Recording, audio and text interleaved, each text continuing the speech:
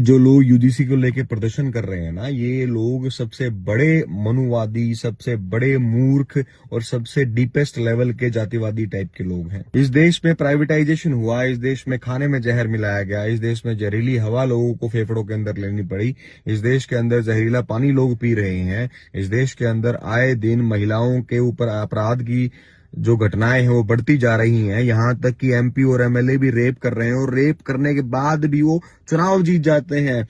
और छोड़ो, रेप की जो पीड़िता है उनको पुलिस उठा के लेके जा रही है। और जिस गौ माता को हम लोग पूछते हैं, उस गौ माता के मीट को एक्सपोर्ट करने में हिंदुस्तान दूसरे नंबर का देश बन जाता है।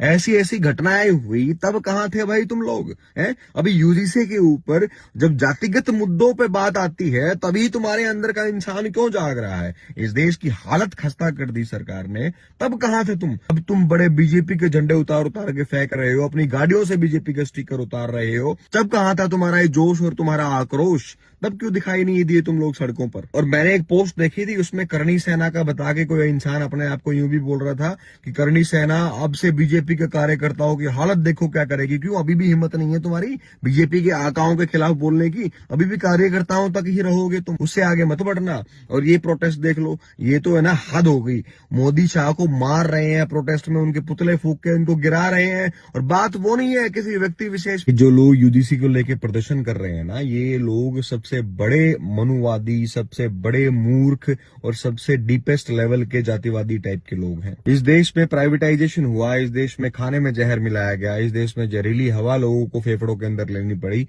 इस देश के अंदर जहरीला पानी लोग पी रहे हैं, इस देश के अंदर आए दिन महिलाओं के ऊपर अपराध की जो घटनाएं हैं वो बढ़ती जा रही हैं। यहां तक कि एमपी और एमएलए भी रेप कर रहे हैं और रेप करने के बाद भी वो चुनाव जीत जाते हैं। और छोड़ो, रेप की जो पीड़िता है उनको पुलिस उठा के लेके जा रही है। और जिस गौ माता को हम लोग पूछते हैं, उस गौ माता के मीट को एक्सपोर्ट करने में हिंदुस्तान दूसरे नंबर का देश बन जाता है।